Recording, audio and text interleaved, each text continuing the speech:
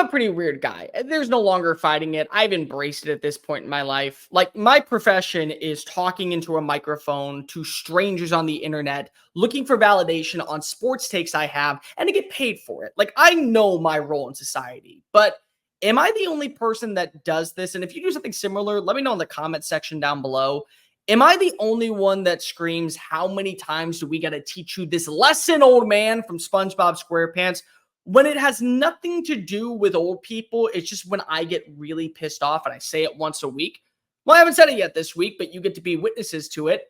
How many times do we got to teach you this lesson, EA Sports? Because what the hell are those defensive rankings? I just finished hitting record on the offensive rankings. I had a little bit of time to cool down, but congratulations. You sparked a new fire, and we got to talk about it. So what's going on, SEC Unfiltered? It's Cole Thompson here. Make sure that you like the video, hit subscribe, and the ring notification. That way you don't miss a single episode of SECU, because we're talking college sports every day leading up to week 1 of the chaotic 2024 season. Make sure that also you download the podcast version of the show. Leave a 1-star review if you hate this type of content. Leave a 5-star review. Get a sticker in the process if you love this type of content.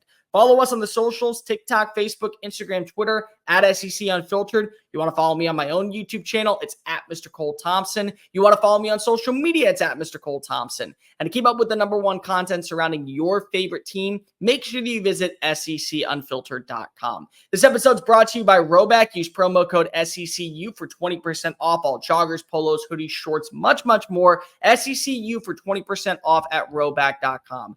I thought the offensive rankings were a little egregious. Now, some were at least right to be in the conversation. I didn't really have that big of a problem with saying LSU belonged in the top 10 if they reached their stride. Probably would have put them around more so 11. I had no problem with Missouri being top 10. In fact, I actually applauded EA Sports for putting them top 10. I don't have a problem with Oregon being number 2. I definitely had a problem with Ole Miss not being top 10. I certainly had a problem with Tennessee not being in the top 25. I certainly had a problem with Oklahoma not being in the top 20. And they decided to say, you know what? He's on a rant right now. Let's just go ahead and piss him off a little bit more. Let's go ahead and make him say that infamous line he does. Number 1, Ohio State with a 96. Number 2, Georgia, 94. Number 3, Oregon with a 90. Alabama at a 90. Clemson at a 90 at number 5.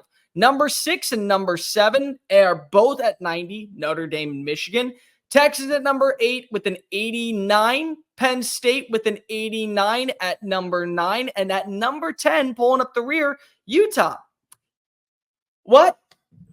I'm sorry, what?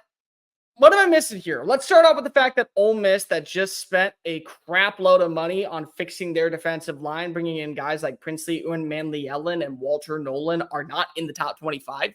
Let's just start there. Let's also bring up the fact that they still brought in Chris Paul. They also brought in several defensive backs, including Isaiah Hamilton, who was the one bright spot of Dana Holgerson's defense last year at Houston. They spent money, they did their job, and they made sure that they were adding in the right players.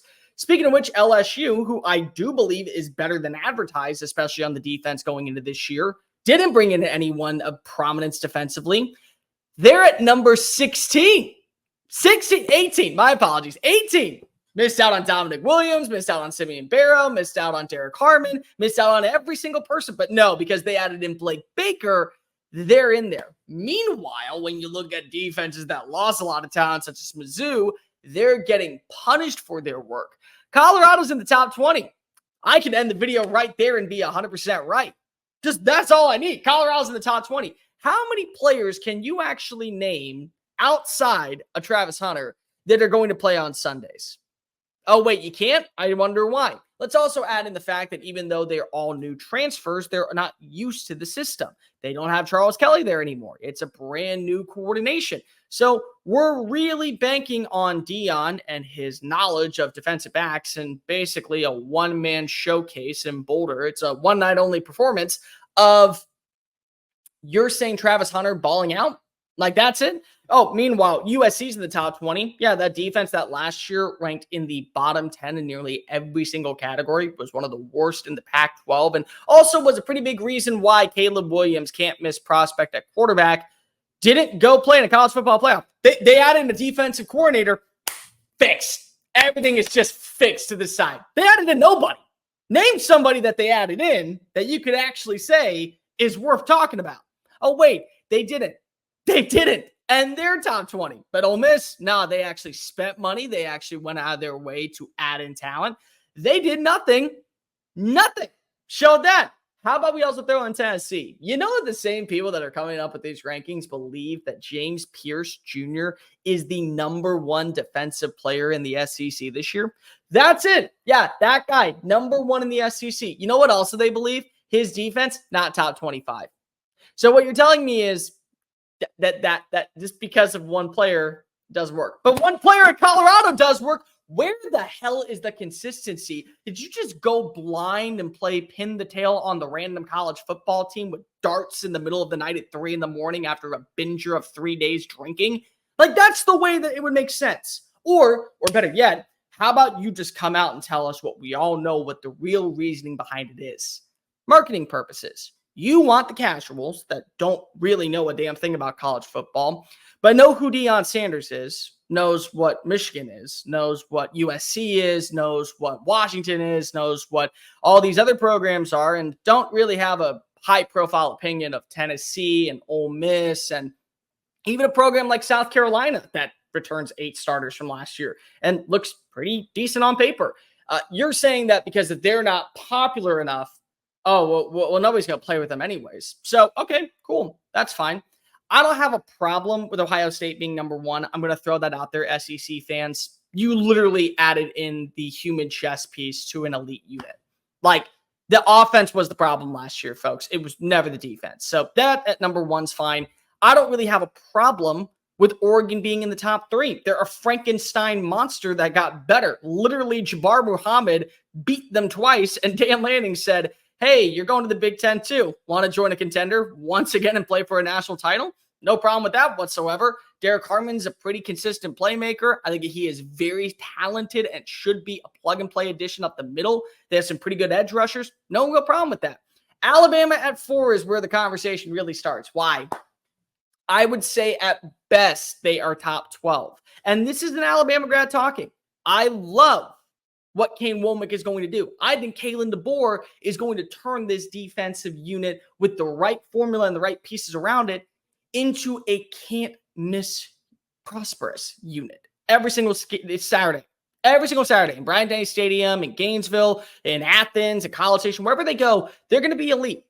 Not year one. If I'm going to hold consistency the same way I talked about LSU, believing that this unit could be something, well, I already know what the other ones are. I already have a good idea what the other ones are. Oklahoma at 12? Guys, what are we doing? Seriously, Oklahoma was one of the best units in college football last year with a guy that speaks defense in Brent Venables. He just got a pay grade and everyone is pissed off that he's getting, an extra $400,000, like a Christmas bonus at the end of a check. And now you're going to piss them off even more by giving validated reasons to why this unit should be ranked here? No. Florida State lost everybody. No more Jared Verse. No more Braden Fisk. They lost a ton of linebackers. They lost some depth in the defensive line. But they're ahead of Ole Miss? Really? Really? You're going to say that? UNC, when did you wake up and decide to play defense? When did you decide that Gene Chizik and you guys were going to actually see eye to eye on something? Last I checked, no shot in hell. Meanwhile, Michigan and Texas, they're loaded. Like, Texas is basically doubled down at the blackjack table, hit 21 twice, watched the dealer break, still said let it ride, and hit it again with all the new moves added in via the portal.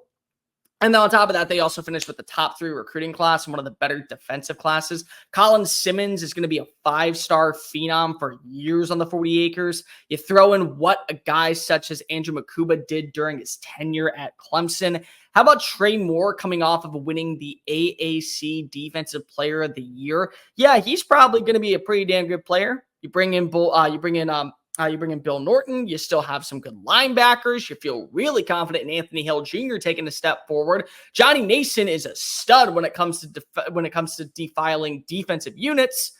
But yeah, no, they're not even in the 90s. They're in the 80s. What? Like, Michigan, and I don't mean to defend them because this is an SEC channel, but you do realize they still have the best defensive line in college football. They still have the best cornerback in college football. But no, they're below. They're below Oregon. They're below Georgia. And you know what? Georgia's a good team. I have no problem putting them at 2. I definitely have a problem with Michigan not being at 3. I definitely have a problem with both them still missing some pieces. And then talk about other programs that don't deserve it. Iowa not in the top 10. That's like a death sentence for some people. That is without a doubt the most egregious thing possible. So my theory continues to come true every single second that these rankings appear. All EA Sports is doing is rallying the troops. They want us to have a cohesive argument. They want us to be built together. They want us to be in unison, to kick their ass at Timbuktu, because holy crap, that's the only way that we all have ever seen eye to eye on anything. Big Ten fans are saying kumbaya with SEC faithful. You got the ACC fans sitting in the corner saying that guy doesn't belong. And we say, yes, you are welcome to join the party this time. Big 12 fans saying, Jesus Christ, Colorado is mixed in here when they haven't even played it down. Thank you. You are also welcome to the party for this one. And so we all grab hands together and let's just say those infamous words. How many times do we got to teach you this lesson, EA Sports? Subject to change better means subject will change. You have literally 24 hours before we start grabbing the pitchforks and the tires. You have literally 24 hours before we start grabbing the flames. We are about ready to go to war. I think that we are all very much ready to go to war. Let me know in the comment section down below who was left off, who was too high, who was too low. Where do you feel that these rankings are right? Where do you feel that these rankings are wrong? Let me know also what you want to see next with these rankings. Do you want us to continue to break these down? Make sure that also you're following us on social media, TikTok, Facebook, Instagram, Twitter, at SEC Unfiltered. Download the podcast version of the show. Leave a 5-star review. We'll send you a sticker. You get to be a part of the SEC Unfiltered family. Leave a 1-star review. Let us know where we can improve if we got it. But also make sure that you're following us and checking out all of our great work at secunfiltered.com. I'm Cole Thompson. Until next time, folks. Later.